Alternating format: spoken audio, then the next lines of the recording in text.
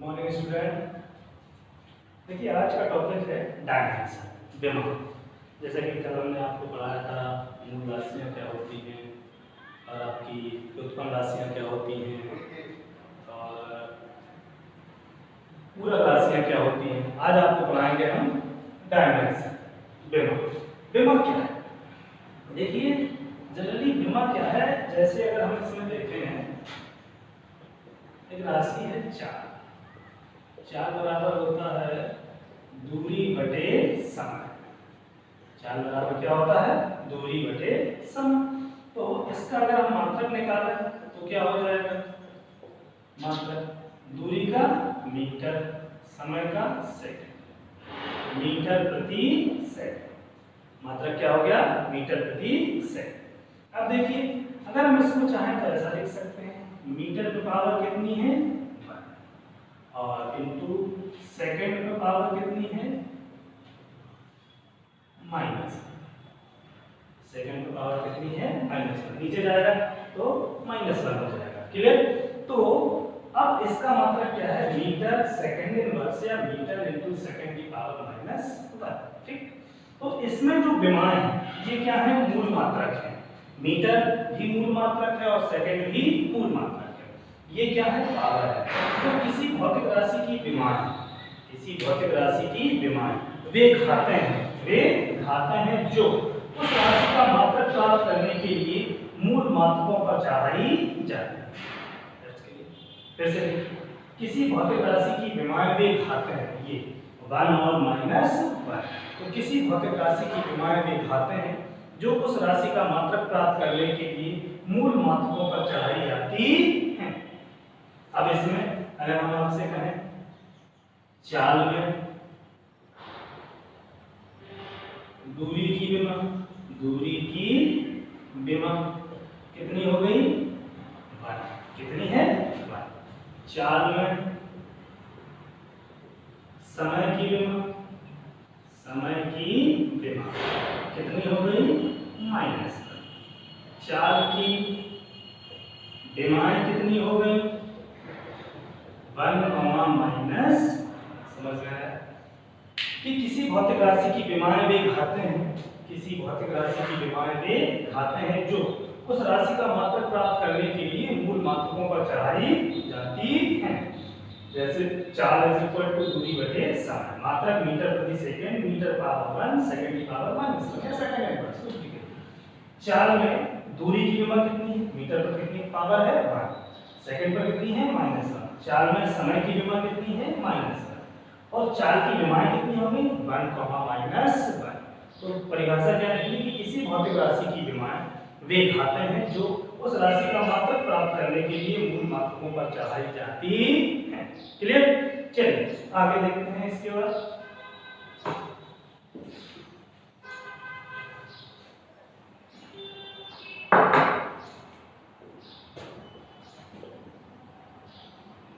विभिन्न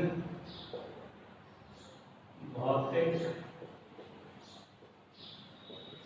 राशियों के विमीय, विभिन्न भौतिक राशियों के विमीय सूत्र। तो जैसे हमने कल आपको पढ़ाया था, लास्ट लेक्चर में जो हमने पढ़ाया था, हमने आपको बताई थी मूल राशियां और व्युत्पन्न राशियां। मूल राशि हमने आपको बताई थी 7। तो पहले उस 7 के विमीय सूत्र हम देख लेते हैं। तो आपका सबसे पहले लंबाई का विमीय सूत्र क्या होता है? h कैपिटल है। और विमीय सूत्र को किस कोष्ठक में लिखा जाएगा? बड़े कोष्ठक। ठीक है। द्रव्यमान का विमीय सूत्र क्या होता है? m। ठीक। समय का विमीय सूत्र क्या होता है? t। ताप का विमीय सूत्र क्या होता है? थीटा। विद्युत धारा का विमीय सूत्र क्या होता है? विद्युत धारा का विमीय सूत्र होता है E। और आपका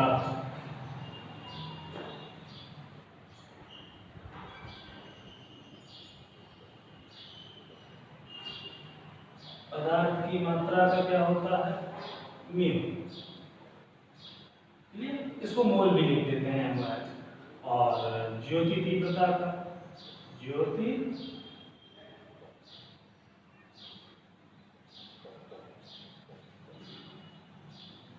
तीव्रता का भी सूत्र होता है C। क्लियर? तो लंबाई का भी सूत्र F, द्रव्यमान का M, समय का T, ताप का थीटा, विद्युत धारा का A, पदार्थ की मात्रा का म्यू, ज्योति तीव्रता का C। तो ये आपकी मूल राशियों की क्या होगा, मिनी सूत्र। इनको आप नोट डाउन कर लीजिए, स्क्रीनशॉट ले लीजिए। आ जाता हूं, आगे देखते हैं। अब हम बात करते हैं अन्य राशियों की, जैसे क्षेत्रफल। क्षेत्रफल इज इक्वल टू क्या होता है, लंबाई इंटू चौड़ाई। क्षेत्रफल इज इक्वल टू क्या होता है, लंबाई इंटू चौड़ाई। क्लियर? अब देखो लंबाई का भी सूत्र क्या होगा, L, और चौड़ाई का भी क्या होगा, L। तो फाइनल क्या हो जाएगा, L2। क्या हो जाएगा, L2। स्क्वायर की बजाय इसको हम सीधा पढ़ेंगे L2। क्लियर? अब देखिए आयतन, आयतन इज इक्वल टू क्या होता है, लंबाई इंटू चौड़ाई इंटू ऊंचाई। क्लियर? अब देखिए लंबाई का भी सूत्र क्या है, L, चौड़ाई का क्या है, L, अभी बताया मैंने, ऊंचाई का भी क्या होगा, L। तो फाइनल क्या हो जाएगा, L3 इज कॉल्ड L3। इसका उच्चारण क्या होगा, L3। ठीक, लंबा क्षेत्रफल हो गया और आयतन हो गया। इसके बाद अब अगर हम बात करें चाल, चाल बराबर क्या होता है, दूरी बटे समय। चाल का और वेग का भी सूत्र सेम होता है, चाल का और वेग का। क्यों? चाल इज इक्वल टू होता है दूरी बटे समय, और वेग इज इक्वल टू होता है डिस्प्लेसमेंट अपॉन टाइम, अर्थात विस्थापन बटे समय। तो विस्थापन और दूरी का भी सूत्र L रहता है, टाइम का T रहता है, तो इसलिए दोनों का कैसा निकलता है, इक्वल। तो देखिए बेटा दूरी का भी सूत्र क्या बताया था आपने, L, और टाइम का क्या बताया, T। तो फाइनल क्या निकल के आएगा, LT माइनस 1। क्या, LT माइनस 1। L T ऊपर जाएगा, पावर माइनस की हो जाएगी, तो इसको क्या पढ़ेंगे, LT माइनस 1। ये किसका भी सूत्र हो गया, आपका 4। ठीक है? अब अगर हम बात करें त्वरण की, त्वरण एक्सेलरेशन क्या होता है, वेग परिवर्तन बटे समयांतर। समझना, वेग परिवर्तन बटे समयांतर। अब देखो चाहे वेग हो या फिर वेग परिवर्तन हो, चाहे वेग हो या फिर वेग परिवर्तन हो, विमीय सूत्र कैसा रहता है, सेम। तो वेग परिवर्तन, वेग का हमने कितना निकाला है, Lt माइनस 1, टाइम का कितना है, T। तो आपका क्या हो जाएगा, देखिए वेग का हमने निकाला है Lt माइनस 1, टाइम का T। तो आपका फाइनल क्या हो गया, Lt माइनस 2। क्या आ गया, Lt माइनस 2। इसको क्या पढ़ेंगे, Lt माइनस 2। और एक चीज और यहाँ सुन लीजिए, त्वरण कोई भी हो, चाहे आपका गुरुत्वीय त्वरण हो, अभिकीय त्वरण हो, अगर त्वरण है तो विमीय सूत्र हमेशा कौन सा रहेगा, Lt माइनस 2। विमीय सूत्र त्वरण है। अब कोई भी बल हो, विद्युत बल हो या आकर्षण बल हो, गुरुत्वाकर्षण बल हो, बल का विमीय सूत्र भी हमेशा कैसा रहेगा, सेम रहेगा। बल है तो मतलब विमीय सूत्र सेम, त्वरण है, कोई भी त्वरण हो, गुरुत्वीय त्वरण हो, तो उसका विमीय सूत्र कैसा रहेगा, सेम। अब देखिए आगे देखते हैं इसी क्रम में बल। आप लोगों ने फॉर्मूला पढ़ा है F is equal to M। F is equal to क्या होता है, M। ठीक, तो अभी अभी मैंने आपको बताया द्रव्यमान का भी सूत्र क्या होता है, M, और आपका त्वरण का क्या होता है, देखिए Lt माइनस 2। तो आपका फाइनल क्या हो जाएगा, Lt माइनस 2। तो आपका ये जो फाइनल वैल्यू निकली कितनी निकल के आ गई, MLT माइनस 2। क्या पढ़ेंगे इसको, MLT माइनस 2। बल is equal to F is equal to M into E। F is equal to M into E। तो M का क्या होता है, द्रव्यमान है मतलब द्रव्यमान का m और a त्वरण है। अभी अभी मैंने बताया एक्सेलरेशन का कितना होता है lt-2 तो रख दिया, तो फाइनल क्या आ गया mlt-2। अब देखिए वर्क कार्य बराबर क्या होता है बल गुणा विस्थापन या बल की दिशा में विस्थापन, बल गुणा बल की दिशा में विस्थापन। क्लियर? अब ये कार्य बराबर बल गुणा बल की दिशा में विस्थापन है, तो बल का हमने वही सूत्र क्या निकाला है, देखिए बल क्या है आपका mlt-2, विस्थापन का क्या है l, तो फाइनल क्या आ जाएगा ml2t-2। देखिए कार्य इज इक्वल टू बल गुणा विस्थापन, बल का हमने कितना निकाला था mlt-2 और विस्थापन का कितना निकाला l, तो फाइनल कितना आ गया ml2t-2। ठीक, अब देखो आपने पढ़ा होगा work is energy, energy is work. कार्य ही ऊर्जा है, ऊर्जा ही कार्य। अगर कार्य ही ऊर्जा है और ऊर्जा ही कार्य है, तो कार्य के और ऊर्जा के विमीय सूत्र कैसे होने चाहिए, इक्वल, समान होने चाहिए। चलो देख लेते हैं क्या ऐसा है। देखिए गतिज ऊर्जा, जैसे ऊर्जा में आप लोगों ने अभी तक 9th में पढ़ा होगा, 10th में तो ये पोर्शन है नहीं, इलेक्ट्रिक और आपकी लाइट भी है, इलेक्ट्रिक है थोड़ी सी, मैग्नेट है और लाइट है। तो ये आपने 9th में पढ़ा होगा गतिज ऊर्जा, स्थितिज ऊर्जा, यांत्रिक ऊर्जा। तो चलो गतिज ऊर्जा देखते हैं। क्लियर? गतिज ऊर्जा क्या होती है आप जानते होंगे, नहीं जानते हैं तो देखिए गतिज ऊर्जा K is equal to half mv, यही होती है K is equal to half mv square. अब समझना एक चीज और यहाँ थोड़ा सा ध्यान रखिए, अंकों अभी बाद में मैं नोट लिखवा दूंगा, अंकों नियतांकों का कोई विमीय सूत्र नहीं होता है, और भी होते हैं, समान राशियों का अनुपात होता है, ट्रिग्नोमेट्रिक फंक्शन होते हैं, त्रिकोणमितीय फलन होते हैं, लघुगणकीय फलन होते हैं, इनका कोई विमीय सूत्र नहीं होता है। समझ में आया? चलिए तो 1/2 हाफ ये एक अंक है, डिजिट है, इसका कोई विमीय सूत्र नहीं होगा। चलिए देखते हैं क्या होगा। अंकों का नहीं होता है तो छोड़ दीजिए, द्रव्यमान का m, वेग का अभी अभी हमने लिखा था, यहाँ देखिए वेग का या चाल का lt-1। क्लियर? तो lt-1 और उस पर क्या लगा हुआ है स्क्वायर, तो इस पर भी क्या लगा देंगे स्क्वायर। तो ये क्या हो जाएगा जब इसका स्क्वायर करेगा l2t-2, l2t-2 इसका स्क्वायर होगा तो l2 और इसका होगा तो t-2 और m इधर है तो इसका गुणा करेंगे तो फाइनली क्या निकलेगा l2t-2।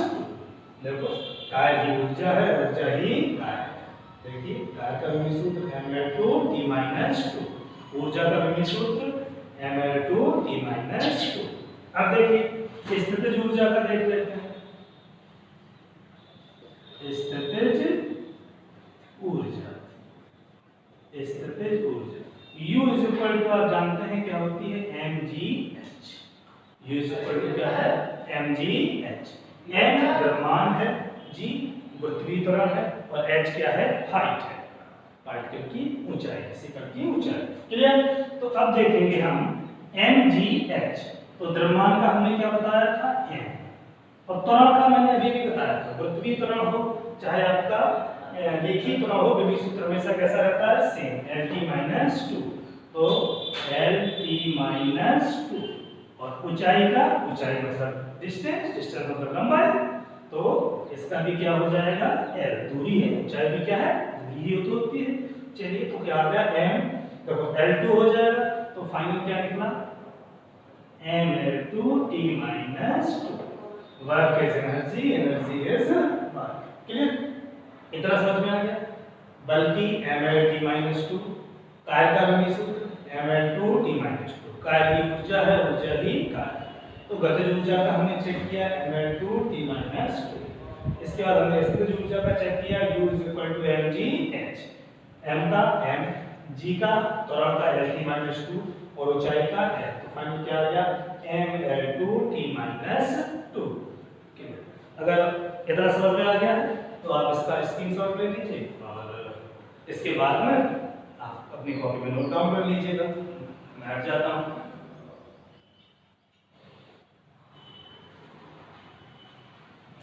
चलिए आगे बढ़ते हैं।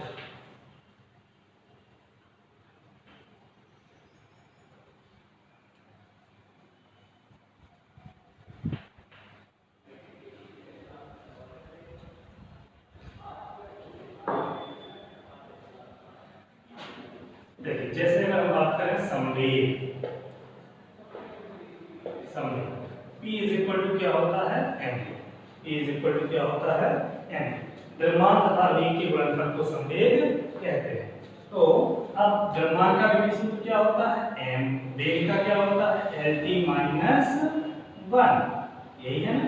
तो फाइनल क्या हो जाएगा m l t माइनस 1। ये आपका कितना हो किसका हो गया संवेग का। जस्ट ये आपका संवेग P is equal to m, द्रव्यमान तथा वेग के गुणनफल को संवेग कहते हैं।